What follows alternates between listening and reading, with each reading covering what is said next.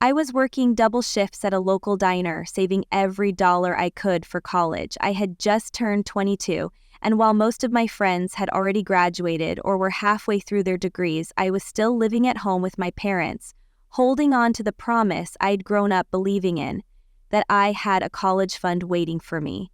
It had always been the plan. Since I was a little girl, my parents would talk about it like a sacred thing, how they'd started putting money aside after my first birthday, how they wanted their daughter to have every opportunity they never had. I didn't grow up spoiled. I worked summer jobs, watched my younger brother when they needed me, clipped coupons like it was a sport. But there was comfort in knowing that when the time came, I'd be able to go to school without drowning in debt. That fund was security. It was my future. I remember the exact moment everything cracked. It was a Tuesday morning, and my mom had asked me to bring in the mail before heading out. Nothing unusual, some bills, a grocery store flyer, a thick envelope with Yale Law School printed on the corner. At first, I thought it was some kind of promotional mailer, but when I flipped it over, I saw my brother's name in the corner. Ethan, 19, barely out of high school. I wasn't sure what to make of it until I saw the golden seal and the words, "Welcome to the class of 2027. I stood frozen in the kitchen, my brain struggling to process what I was seeing. Yale? That wasn't just any college. That was elite, expensive, untouchable for most people. And then, inside the envelope, I found a second sheet, a financial summary. Tuition, paid in full, housing, covered, meal plan included, a note at the bottom in small print, disbursement confirmed via private family trust. I felt like the ground had shifted under me. A trust. We didn't have that kind of money, or so I thought. My parents had always been careful with how they talked about finances. They weren't flashy, didn't go on vacations or buy expensive things, but they had made it clear we were saving for school, your school. So I walked into the living room still holding the letter and asked my mom, "When was Ethan accepted into Yale?" She looked up from her phone like I'd just asked her if it was raining. "Oh, a few weeks ago. We didn't want to say anything until it was official." My voice was shaking. "And how is it being paid for?"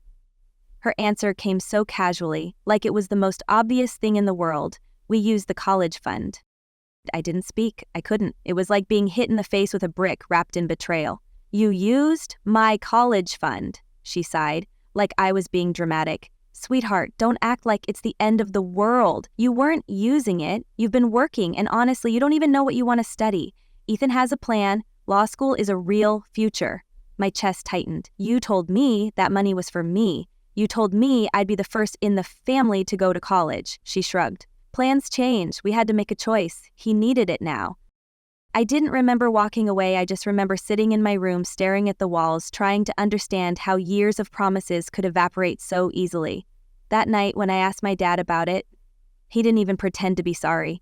"You live under our roof. You've been dragging your feet about college for years. Ethan is motivated. He's going to be someone." I asked them both one more time, "What about me? What am I supposed to do now?" My dad said, "You're an adult. Adults figure it out." My mom added, "Besides, we're going to need help with bills. Now that Ethan's away, your room's the basement. Rent is $1,200.00 a month." That's fair. That was the moment something inside me broke, not from sadness, but from something colder. I wasn't their daughter anymore. I was a tenant, a backup plan, an invisible second-place prize. The next morning, I packed my things for work like usual, smiled like nothing was wrong, and clocked in on time. But in my head, I wasn't thinking about tips or side orders. I was thinking about everything they'd taken from me. I was thinking about how quiet revenge could be. Rent. That word echoed in my head for days like a cruel joke. After everything, they were charging me rent. Not even a token amount. $1,200 a month to live in a converted basement with no natural light, a moldy shower, and a creaky mattress that I'd bought with my own money years ago. My brother's room upstairs remained untouched, of course. Clean, sunlit, with fresh sheets and his childhood posters still on the wall like some kind of shrine to his potential. Meanwhile, I came home from the diner exhausted, reeking of fries and sweat, only to tiptoe into a dungeon I now had to pay to occupy.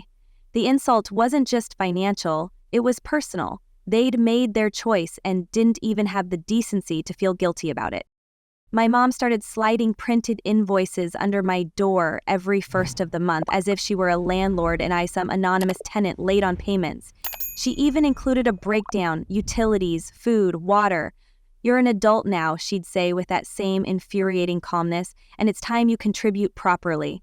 I wanted to scream. I had been contributing. I helped cook, clean, watched Ethan when they went out when we were younger, gave up my college dreams without complaint when they said wait one more year, and now is being treated like a financial burden. Worse, like a financial tool. Every night after work, I came home to a house that didn't feel like home anymore. The warmth, the memories, the family dinners. It had all turned sour. Meanwhile, Ethan was living it up. His social media was a timeline of luxury. Fancy cafes, dorm selfies with preppy roommates, a new MacBook, expensive textbooks stacked artfully beside overpriced coffee. "Study grind," he'd caption, like his version of struggle included anything more difficult than deciding between espresso or cold brew. And the comments? "So proud of you. Future lawyer in the making." I felt like I was going to vomit. He never once mentioned me. Not a thank you, not a word about the fact that the reason he was even there was because they had emptied my future to fund his. He didn't even seem to know, or maybe worse, he didn't care.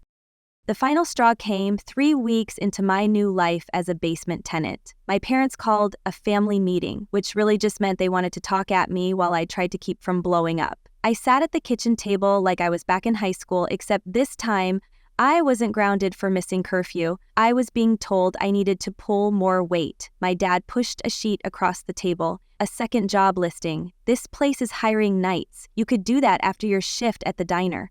I blinked. "You want me to work a night shift after a full day serving tables?" My mom folded her arms. "Your brother is working hard in school. We all have to make sacrifices."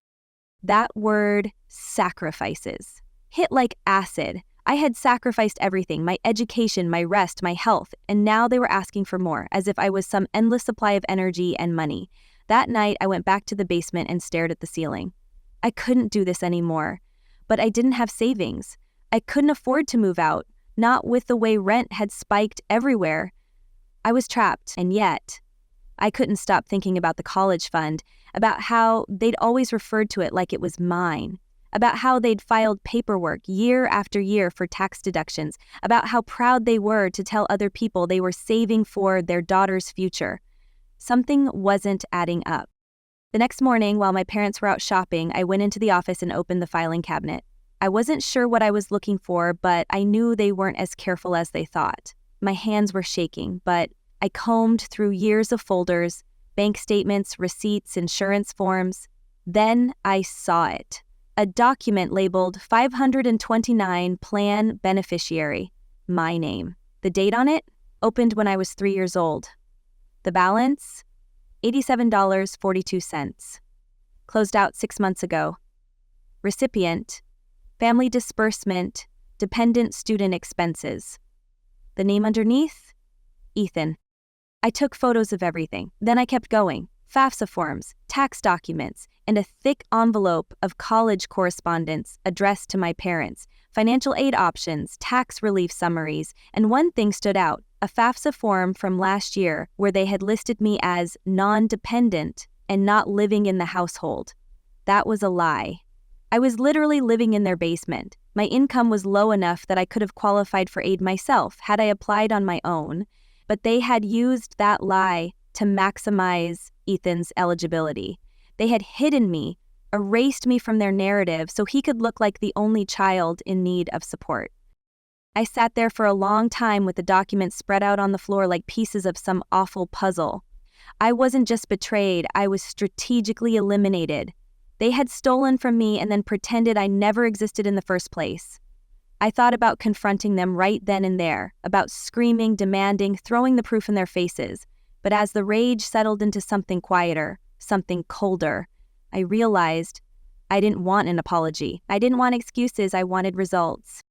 So I packed up the documents, scanned them onto a flash drive, and tucked them away. Then I went back downstairs, made myself a cup of coffee, and went to work like nothing happened. If they thought I was going to keep paying them while they built my brother's future on my back, they were wrong. If they thought they'd get away with this, they were very wrong. I wouldn't raise my voice. I wouldn't tip my hand. I would wait, collect, prepare, and when the moment came, I'd make sure they felt every bit of what they did to me. They thought I was just a waitress, just the daughter who never figured it out.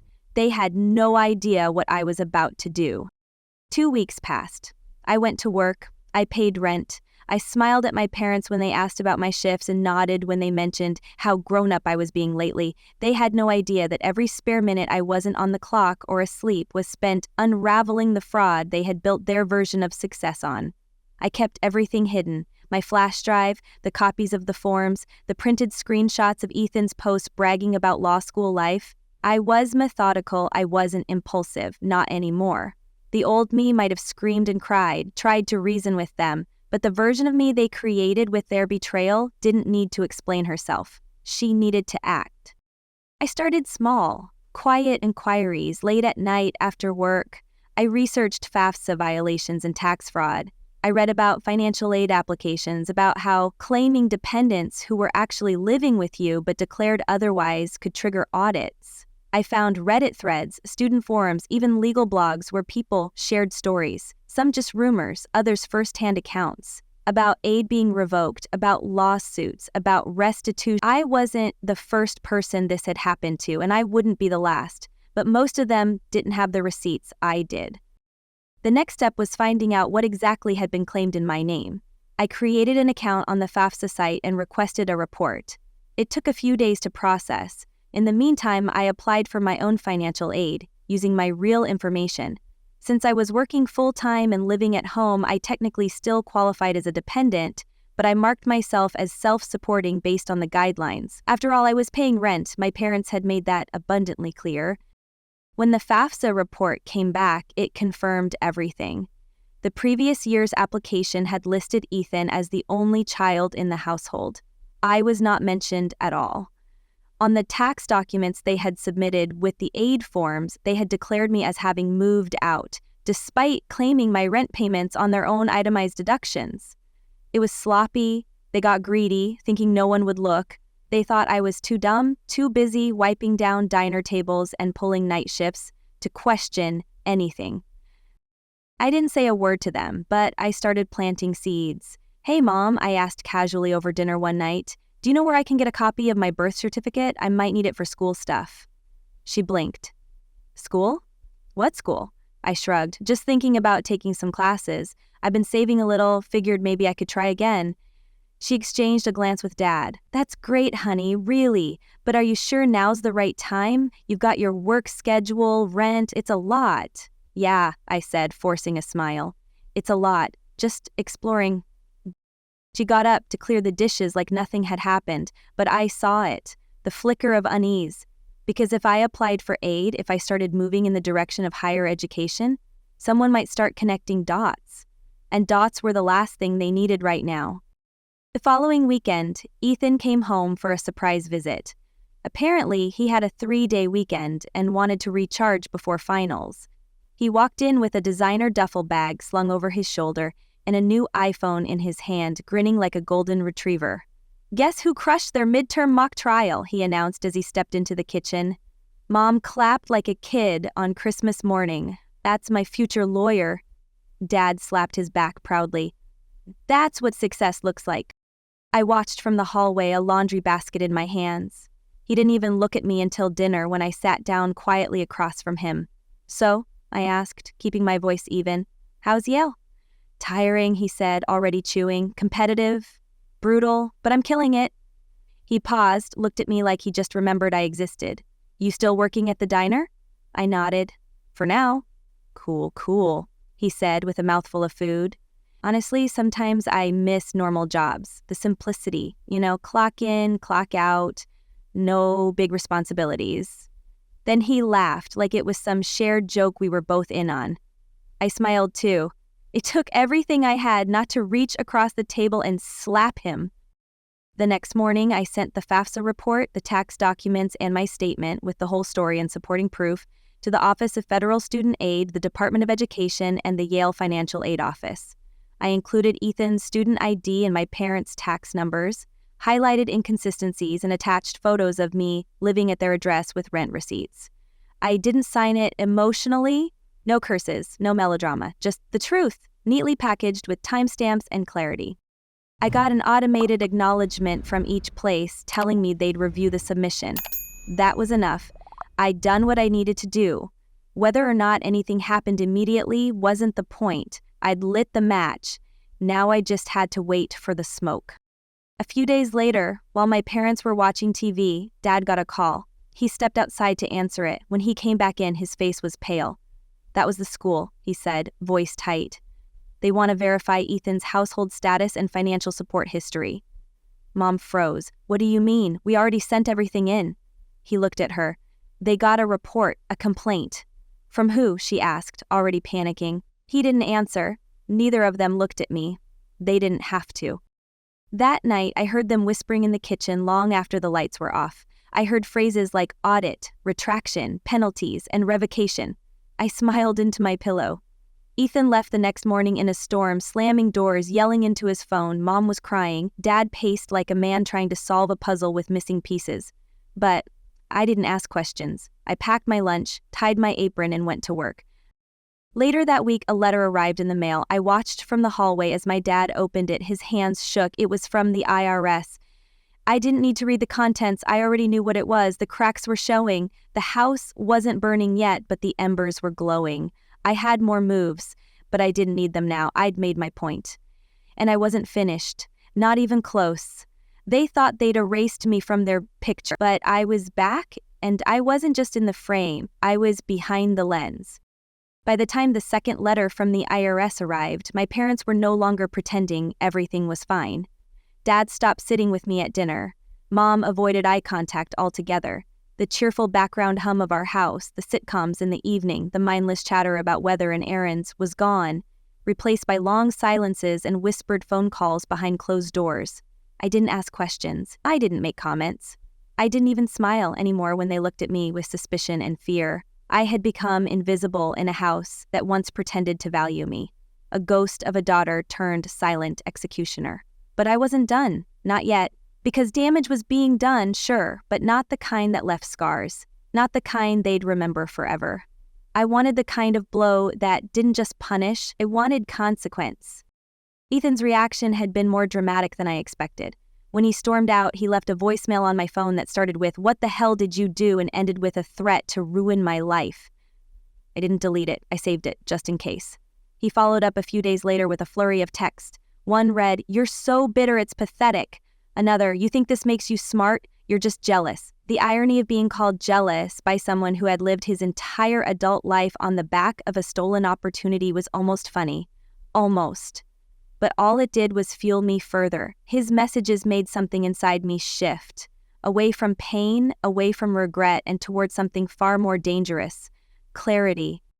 I started documenting everything. I bought a cheap notebook and kept it under my mattress. I noted every suspicious transaction I saw on their shared bank account, every discrepancy in what they told friends about our situation. I took photos of mail, receipts, even casual statements they made that hinted they were still covering up what they'd done. At work, during slow hours, I'd sit in the break room and research whistleblower laws and tax fraud consequences. It wasn't just about FASA anymore. They had filed taxes claiming me as moved out, while simultaneously collecting my rent and deducting household expenses that included me. They had lied to 2 major federal institutions. That wasn't a family decision, that was a felony. One night, my dad sat down across from me in the kitchen. No warning, no smile. Just him, his arms crossed, and his mouth pressed in a hard line. "You're playing a dangerous game," he said. I didn't flinch. "No, I'm just telling the truth." He leaned forward, his voice low. "You think this won't affect you too? If the IRS starts digging into us, your name is on a lot of that paperwork. Do you really want that smoke?" I looked him dead in the eye. "You should have thought about that before you stole $87,000 from your own daughter." His jaw tightened. "That money was for the family, and you never had a plan. You've always been scattered." I stood up, grabbed my mug, and calmly walked away. Better scattered than a liar. The next day, I requested my personal credit report. I wasn't sure why, maybe just instinct, but something in me whispered to double check. And there it was, an application for a private student loan from 2 years ago in my name, co-signed by my father. Denied. I had never applied for any loans. The email on the application wasn't even mine. I sat there staring at the screen for a long time. They hadn't just taken my money, they had tried to take my name. I called the loan company, requested a fraud investigation, and filed a report. It felt surreal, narrating my own betrayal to a bored woman on the phone who asked me to confirm my social security number twice. After that, things escalated fast. The IRS began a formal review of my parents' returns. FAFSA flagged Ethan's application for discrepancies. Yale sent a notice requesting immediate clarification of his financial dependency status. And I, who had been treated like dead weight in my own home, was suddenly a threat. My mom tried to appeal to my better nature. She cornered me while I was folding laundry and said, "Is this really what you want, to destroy your own brother's future?" I didn't even look up. "He destroyed mine first," she scoffed. "Don't be dramatic, you never even applied to college." I finally met her eyes.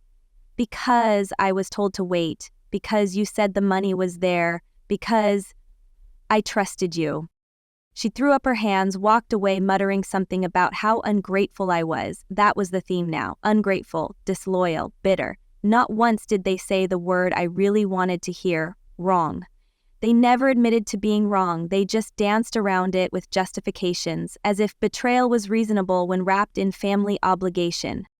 I knew I couldn't stay there much longer. The air in the house was toxic, I couldn't sleep, I was barely eating. But I didn't want to leave before the fallout was complete. I needed to see them face what they'd done. I needed to feel the moment when their perfect little illusion cracked for good. I got it one rainy afternoon in early April. My dad came home with a manila envelope in his hand and an expression I hadn't seen before. Panic. "They're suspending Ethan's aid," he said to my mom, who sat frozen on the couch. "Pending review." She blinked. "But that's not fair. That's everything." I stood in the doorway, watching. No one noticed me. My mom buried her face in her hands. My dad sank onto the armrest, muttering about timelines and appeals and what would happen if the audit extended into their mortgage documents. I didn't smile. I didn't say a word. But in that moment, standing there soaked from the rain, I felt warmer than I had in weeks. Because this was what truth looked like.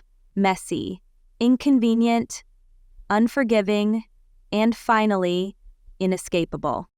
That night, I drafted one more report, this time directly to Yale's Ethics and Compliance office.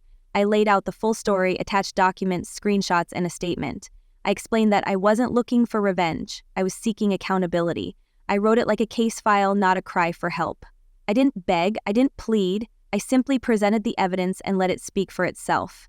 I was tired of being ignored, tired of being used. If they wanted to treat me like a shadow, fine. But I was going to be the shadow that brought their house of cards crashing down. The next time I saw Ethan was 2 weeks later, and he didn't bother to knock. I was getting ready for work when I heard the front door slam open and his voice echo through the house like a thunderclap. "Where the hell is she?" he shouted. I didn't even have time to brace myself before he appeared in the hallway, red-faced, clutching a folder of papers like they were a death sentence. "You did this," he hissed. "You ruined everything." I stared at him, silent. I'd expected this moment, had played it out in my mind 100 different ways, but none of them prepared me for the sheer desperation in his voice. He waved the papers in my face. "They suspended my scholarship. I'm on academic probation. They're threatening expulsion, pending investigation." He stepped closer, towering over me. "You think this is justice? You think this makes you a hero?" My heart pounded in my chest, but my voice came out steady. "I think it makes me honest. Something this family seems to have forgotten how to be." My parents came running, their faces etched in panic like they'd just heard news of a death in the family. "What's going on?" my mom demanded. Ethan turned to them, eyes wide, trembling with anger. "Yale is pulling everything. Aid, credits, my housing, everything. And it's all because she filed a report." My dad looked at me with a mixture of fear and fury. "Is that true?" I didn't answer. I didn't need to. He already knew. The house exploded, accusations flew, my mother sobbed, my father threatened legal action, Ethan ranted about his future being destroyed, but in the middle of the chaos I stood still, calm, quiet, unmoved. This was their storm. I was the warning they ignored. In the days that followed, everything crumbled. Letters arrived, official, cold, irreversible. The IRS audit expanded. Their joint account was frozen. A lien was placed on the house. and penalties began piling up like snowdrifts in winter. My dad's voice lost its edge, my mother stopped speaking to me altogether, and Ethan, he disappeared, packed a single suitcase and left without saying goodbye, the Yale emblem on his hoodie a reminder of the future he'd built on my back. I didn't cry. I didn't even feel triumph. Just relief.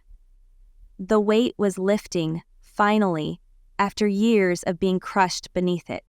I used the quiet that followed to focus on rebuilding. With the fraud reports in place and identity issues clarified, I reopened my financial aid application as an independent. This time, everything matched. My income, my living situation, my tax records. It wasn't perfect, but I qualified. A counselor at the local community college called me personally to help walk through the process. She didn't know the whole story, just saw someone trying to fight their way into an education, and for the first time in a long time, I felt seen not as a burden or a backup, but as a person with potential. My parents kept to themselves. They paid no mind to the rent envelope I stopped handing over. They didn't ask why I was coming home later or what I was doing with the laptop I'd borrowed from the library. At night, I filled out scholarship essays. I stayed up researching programs, comparing class credits, drafting statements of purpose that bled honesty and pain. One of the prompts asked, "Describe a moment that changed your life." I wrote, "It wasn't a moment, it was a slow betrayal stretched over years, disguised as love and duty until one day I realized the only person who was ever going to fight for me was me." Weeks passed. Then one afternoon, I came home from work to find the front door open. Not wide, just cracked. A small thing, but after months of tension, small things had meaning. Inside, my mom was sitting at the kitchen table, staring at a piece of paper. She didn't look up when I walked in.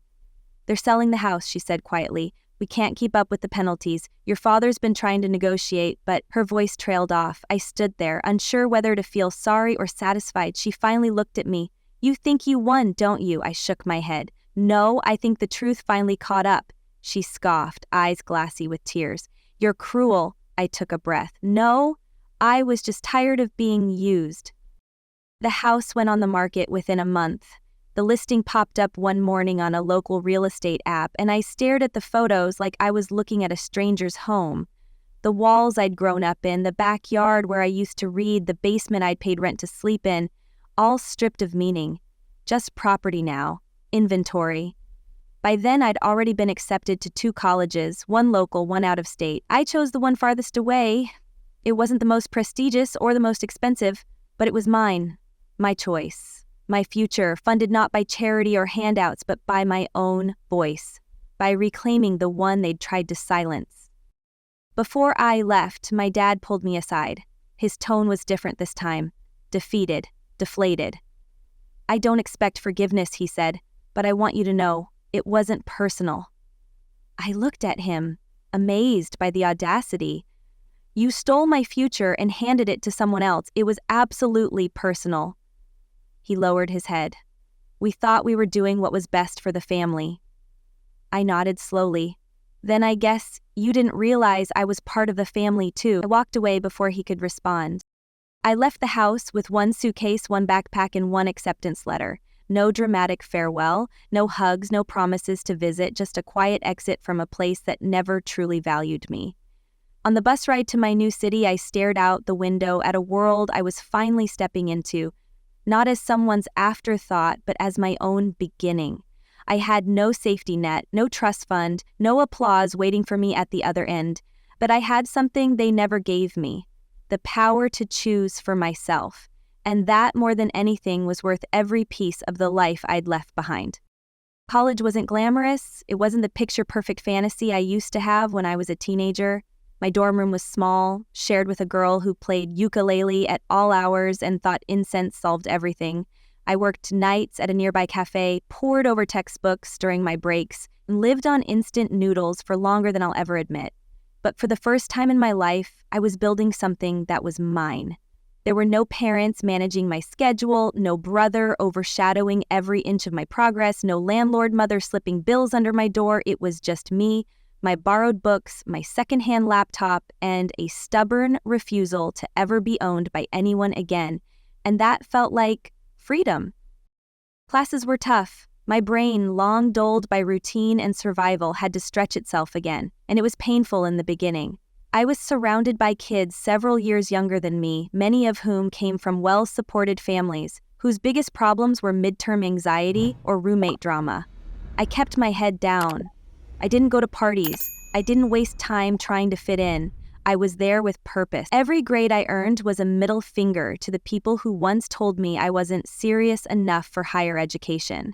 Every paper I wrote, every test I passed, chipped away at the story my parents had built about me. The story where I was aimless, flaky, a failure waiting to happen.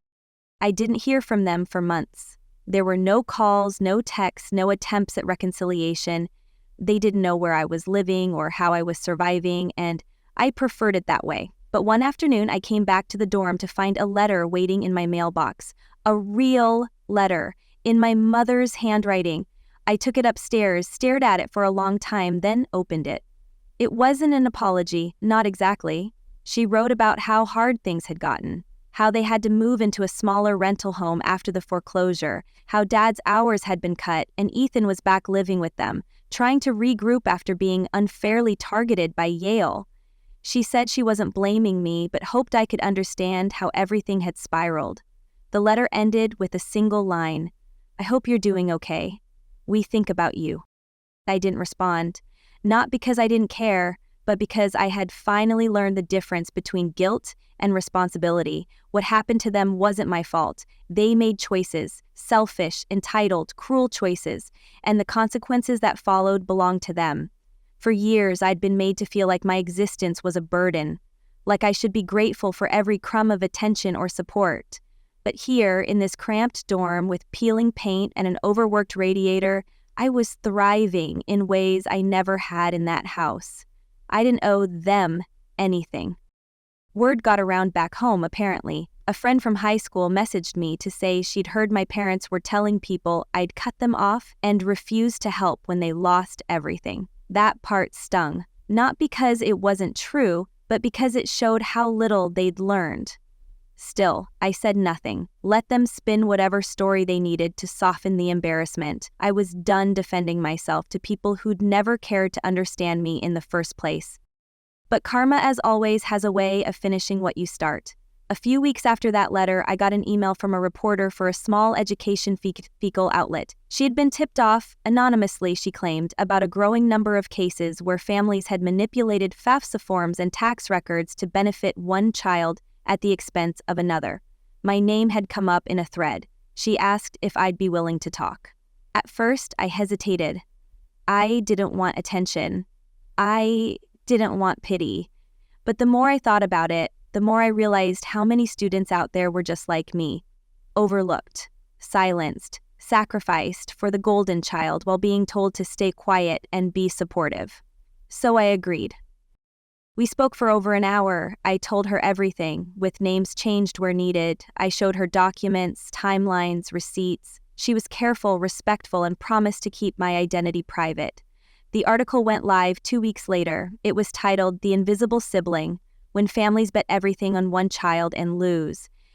It didn't mention my name, but the details were unmistakable. Within days, it started making waves in online forums, especially among older students, first-gen kids, and education advocates.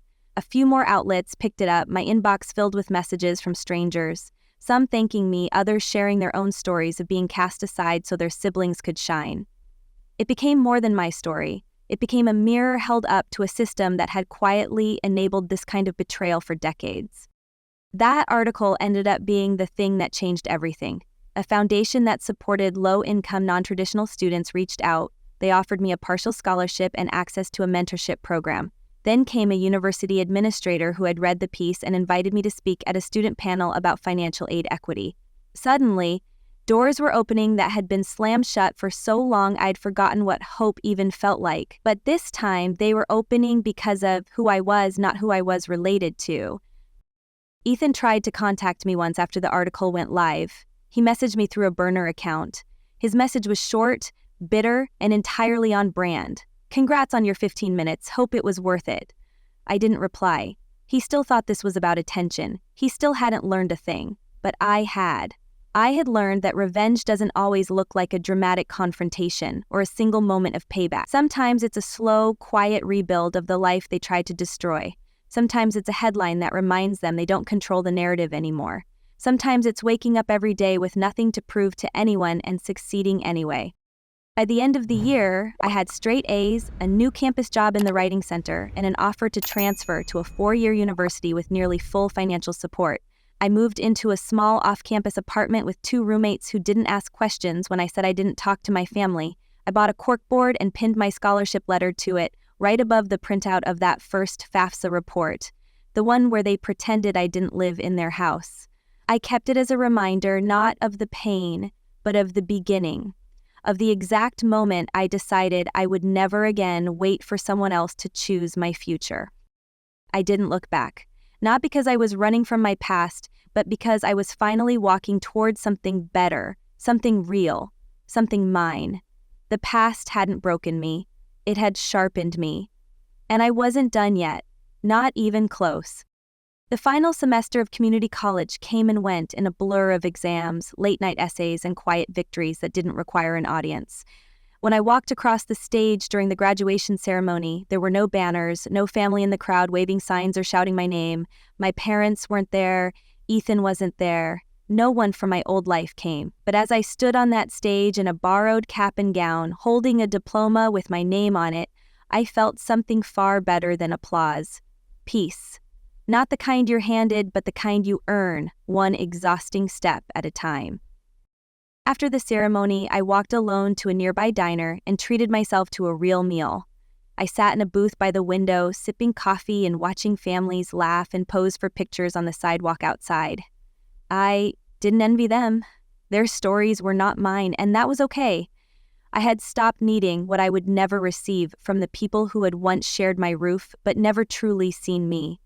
My life had become something else, something better, not easy, but mine. Every accomplishment, every dollar, every late night and early morning had been carved out by my own hands. The transition to university was smoother than I expected. The campus was bigger, the classes more intense, but I'd already survived the hardest part. What was calculus compared to being erased by your own parents? What was a research paper compared to rebuilding a future from rubble? I found myself thriving not because it was easy, but because for once, the path I was on had been chosen by me and no one else. I stopped worrying about what people thought I should be. I stopped chasing approval that was never going to come.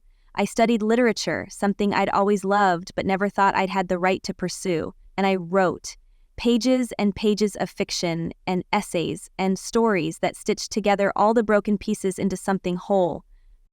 One evening during my second year, I received another letter from my mother. This one came to my new apartment. I wasn't sure how she found the address, but I wasn't surprised. It was short, just a page.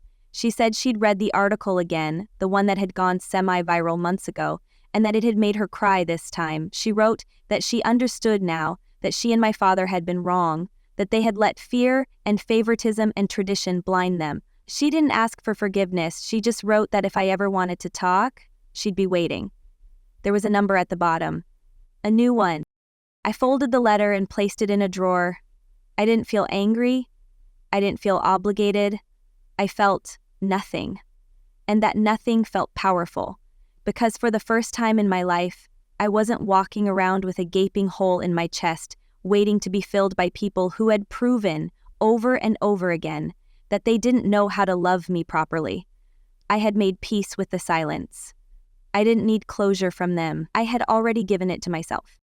My brother never reached out again. I sometimes wondered what had become of him, if he'd gone back to school, if he blamed me for all of it, if he ever admitted to himself that he had been the product of entitlement, handed a future he never earned and then shocked when it was taken away. But then I'd shake it off, remind myself that his journey was no longer tied to mine. I wasn't the family scapegoat anymore. I wasn't the forgotten daughter, the financial backup plan, the girl who waited and waited for permission to live. I had stepped out of that role the moment I stopped asking for what I was owed and started building my own way forward. I graduated 2 years later with honors, a scholarship offer for graduate school, and a writing portfolio that I was proud of. One of my professors nominated me for a fellowship, and when I told her a little about my story, just enough to give context, not to seek sympathy, she looked me in the eye and said, "You didn't just survive, you rewrote the script." That line stuck with me. Sometimes I think about that house, the one they lost. I imagine it empty, lights off, a for sale sign out front curling in the wind. I wonder if the new owners ever found the marks on the basement wall where I used to keep track of my height. I wonder if they ever felt the weight of everything that happened there. Probably not. To them, it was just square footage. To me, it was the site of a quiet revolution. I don't hate them. That part surprises even me. I don't wake up with rage, don't lie in bed replaying old arguments. I don't feel the need to punish them anymore. They taught me exactly who not to become. And that gift, bitter as it was, turned out to be priceless. I don't owe them a reunion. I don't owe them a phone call. I owe myself the life they once tried to choose for me, and I'm living it on my terms. They took my $87,000 0 cents college fund, gave it to someone else, and told me to pay rent. Now I own my story, I fund my dreams, and I write my future without waiting for permission. I was never meant to be background in someone else's spotlight, and now I shine alone, and I shine brighter than ever.